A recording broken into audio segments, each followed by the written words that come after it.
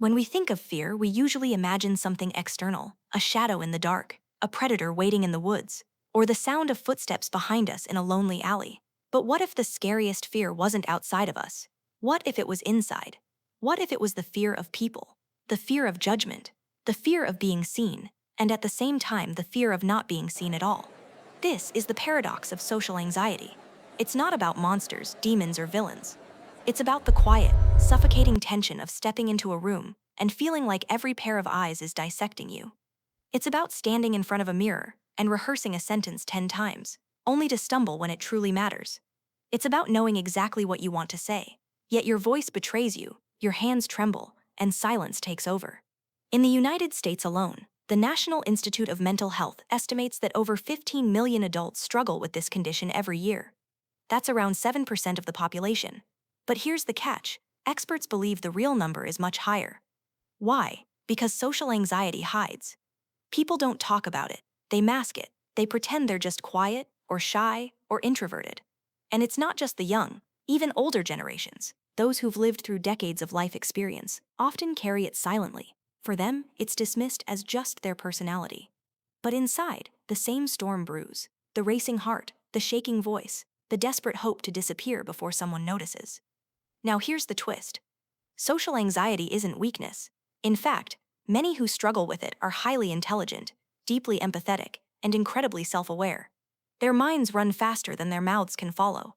Their sensitivity allows them to notice details others overlook: tones of voice, micro-expressions, subtle shifts in energy. What they lack is not intelligence, but freedom. So the real question is not, what is social anxiety? The real question is, why does our society create it, and why does it keep growing? Think about this. In a culture obsessed with image, performance, and constant comparison, how could social anxiety not exist? We are told to smile, to impress, to be flawless. We are told to curate every detail of our lives, our faces, our bodies, our careers, even our happiness, for the eyes of others. And yet, the more perfect we try to appear, the more fragile we feel inside. We build masks of confidence, but behind them lies insecurity. We chase applause, but every clap echoes with the reminder: will I ever be enough? This is the invisible prison, and unlike monsters, you can't fight it with weapons. You fight it with courage, with honesty, with the radical act of saying, I am afraid, and that's okay. Tonight, we will step inside this prison. We will ask why it exists. We will explore how culture, psychology, and philosophy intertwine to shape the invisible walls around us. Because only by seeing the cage can we begin to break it. Imagine this. You're about to introduce yourself in a classroom, or give a presentation at work, or maybe just order food at a restaurant. To most people, it's ordinary, a small event, barely worth thinking about. But for someone with social anxiety, it feels like walking into the spotlight of a stage, naked, unprepared, vulnerable. Their heart starts racing, their palms grow damp. Their voice, once clear in their mind, shakes and stumbles when released. Every eye in the room feels like a weapon, piercing their skin, exposing every flaw. This is not shyness, this is war inside the body. Psychologists describe social anxiety as a physiological storm. The brain's alarm system, the amygdala, fires as if facing real danger. Adrenaline surges, preparing the body to fight or flee. But there is nothing to fight, nowhere to run. So the energy turns inward, twisting into trembling hands, dry throat, blank mind. Some people blush uncontrollably. Others avoid eye contact, fearing their gaze will reveal too much. Some rehearse every word in their head, then say nothing at all, trapped in silence. And it's not only the obvious moments like speeches or interviews. Social anxiety strikes in small, daily rituals: picking up the phone, saying hello to a neighbor, eating alone in a public place, even walking into a crowded room. Each moment becomes a test, and every mistake feels fatal. Now here's the paradox. The world often doesn't notice. From the outside, the person may look quiet, polite, maybe even confident. Their inner chaos is invisible, and because it's invisible, people assume it doesn't exist. This is why so many go undiagnosed. In the United States, millions live with these symptoms, but never seek help. They mask their fear with jokes, with smiles, with silence. They survive, but they don't live. And yet beneath this struggle lies something profound. Many who carry social anxiety are not fragile, they are perceptive. They feel more, notice more, and think more deeply than others. Their problem is not lack of ability, but the crushing weight of expectation. To live with social anxiety is to fight a battle no one else can see. And the tragedy is not just the fear itself, but the loneliness of carrying it alone. Every fear has a story. It doesn't appear out of nowhere. It grows, shaped by biology, by memory, and by culture. So when we ask, where does social anxiety come from? The answer is never simple. Some scientists point to genetics. Studies on twins show that if one develops social anxiety, the other is more likely to suffer as well. This suggests a hereditary sensitivity, an overactive alarm system written into our DNA. For some, the body itself is primed to overreact, but genes are only the soil. What really matters is what is planted in it. Consider childhood experiences. A child who grows up with constant criticism learns to fear mistakes. Every wrong word becomes dangerous, every slip a humiliation. If love feels conditional, I accept you only if you behave perfectly, the child's nervous system learns that being judged is a threat to survival. Trauma plays its role too.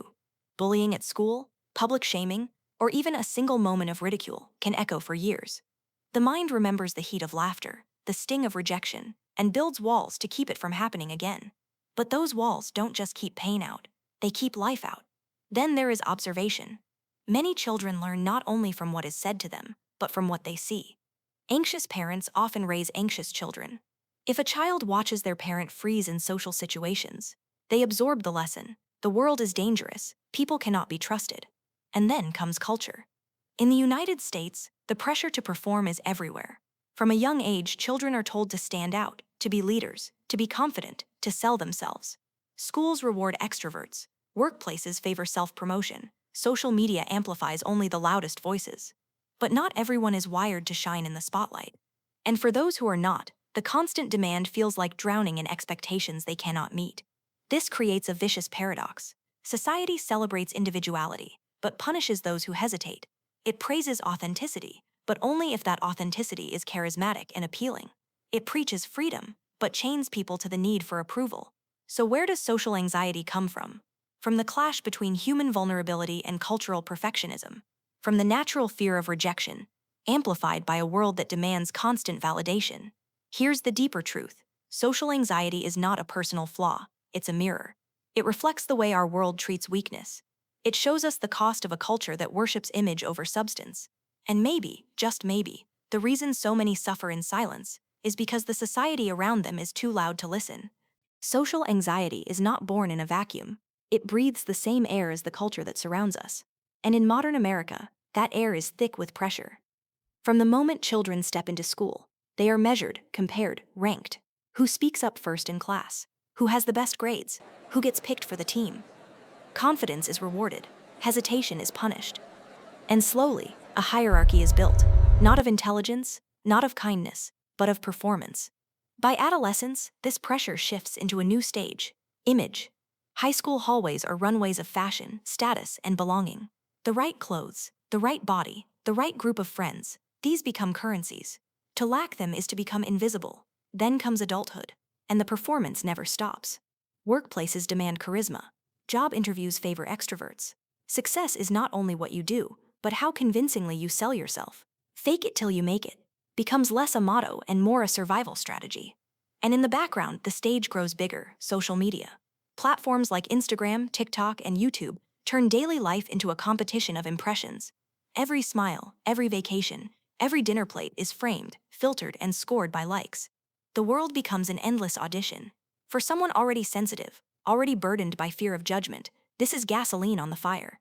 Now the eyes of others are not only in the room, they are everywhere, always watching.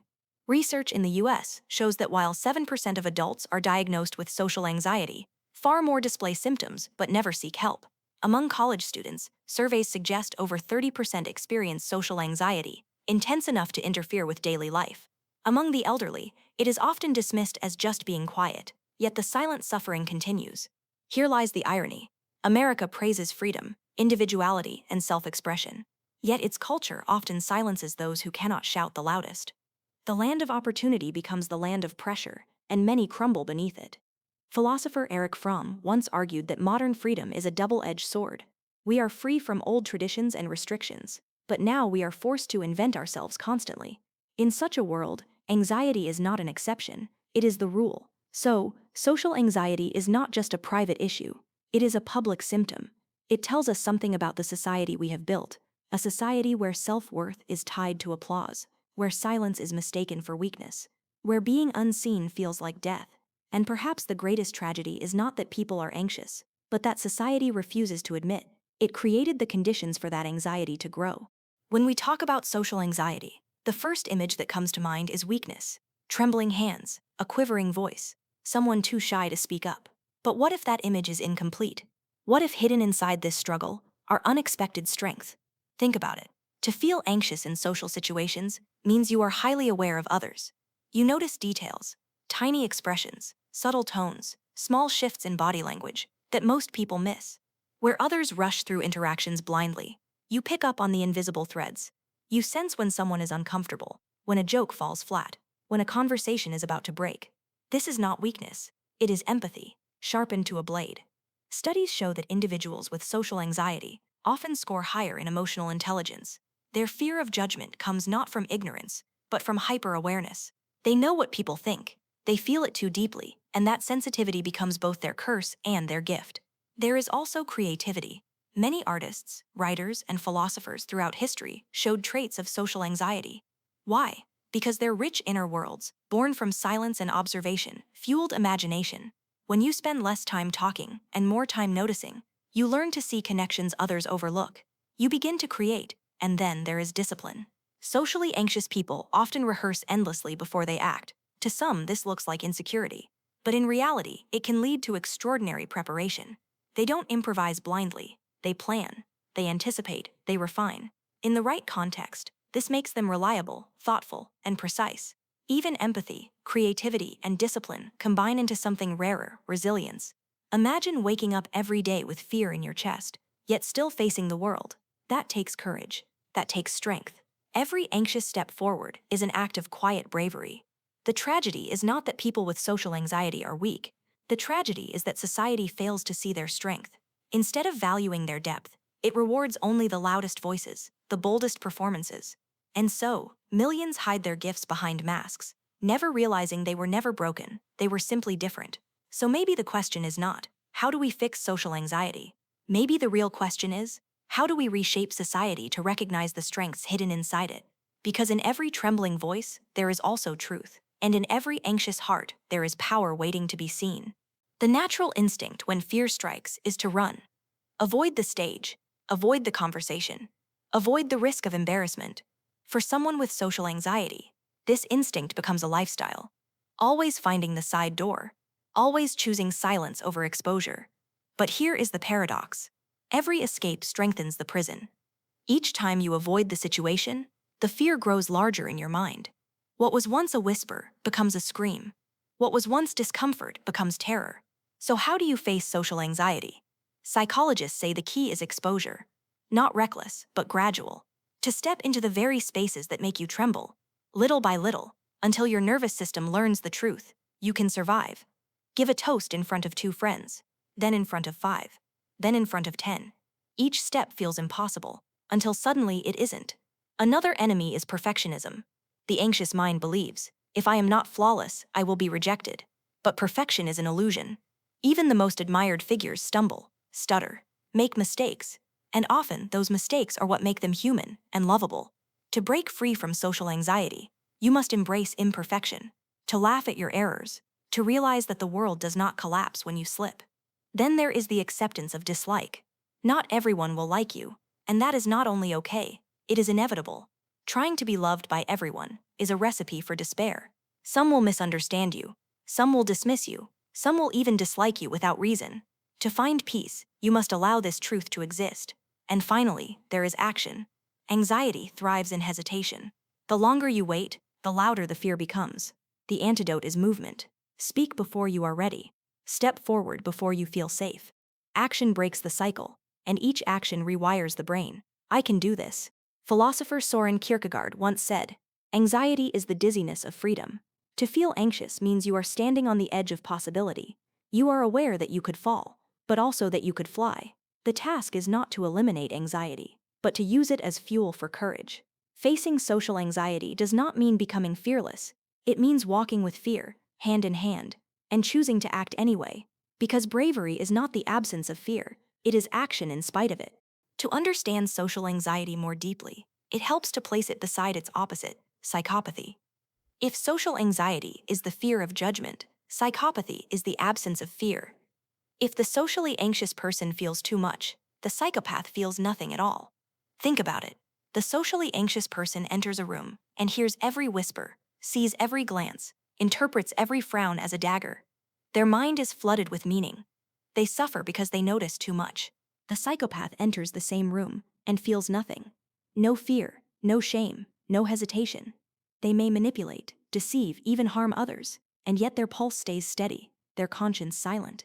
They succeed not because they are strong, but because they are numb. This comparison is not about labeling people. It is about showing society's blind spot. Because here's the irony. Those with social anxiety, who are often kind, empathetic, and sensitive, are dismissed as weak. Those with psychopathic traits, who exploit and harm, are often promoted as leaders. In America, research suggests that 1 in 100 people show psychopathic traits, and in corporate leadership, the number may be much higher. A chilling statistic. Some studies estimate up to 20% of CEOs display psychopathic tendencies. Why? Because in a system that rewards charm, boldness, and ruthlessness, the psychopath thrives. Meanwhile, the socially anxious individual, who could bring empathy, depth, and awareness, is overlooked. Their silence is mistaken for incompetence. Their humility is mistaken for weakness. This tells us something terrifying about society. It does not reward those who feel deeply. It rewards those who can hide their feelings, or better yet, those who never had them at all. So we are left with a haunting question. Is our culture designed to elevate the fearless or the heartless? And perhaps the hidden truth is this. Both the socially anxious and the psychopath wear masks. One wears a mask to hide the storm inside. The other wears a mask to hide the emptiness. But only one of these masks is misunderstood as weakness, and only one is celebrated as strength. You've been watching Lumora Mind, the channel where philosophy meets psychology and stories reveal the truths we often ignore. Here, we don't just explain ideas, we live inside them, we test them against reality, and we ask what they say about us. So let's return one last time to social anxiety. We began with fear, not of monsters, but of people. We saw how trembling hands, a racing heart, and a silent voice can become an invisible prison. We traced its origins from genetics, childhood, and trauma to the cultural pressures of America. We uncovered its paradoxes, the hidden strengths of empathy, creativity, and resilience, and we compared it with psychopathy, the mirror opposite that society often mistakes for leadership. And now we ask, what does this mean for us? Perhaps the greatest mistake is to see social anxiety as a personal flaw. It is not. It is a reflection, a symptom of the kind of world we have built. A world that rewards masks over honesty. A world that praises noise over depth. A world that mistakes silence for weakness and ruthlessness for strength. But if that is true, then the socially anxious are not broken. They are signals. They remind us of the cost of living in a culture obsessed with performance, perfection, and approval. And maybe that is the lesson. The courage to face fear is not only individual, but collective. We must build societies where empathy is power, where imperfection is allowed, and where silence is not shame, but space for thought. So I leave you with one final question. If social anxiety is the dizziness of freedom, as Kierkegaard said, then what will we choose to do with that freedom? Will we hide, or will we step forward, trembling, imperfect, but real? Thank you for watching. If this journey through philosophy and psychology made you think, imagine what's next. Subscribe to Lumora Mind and join us as we continue exploring the ideas that shape and haunt our world, because the world doesn't need louder voices, it needs deeper ones.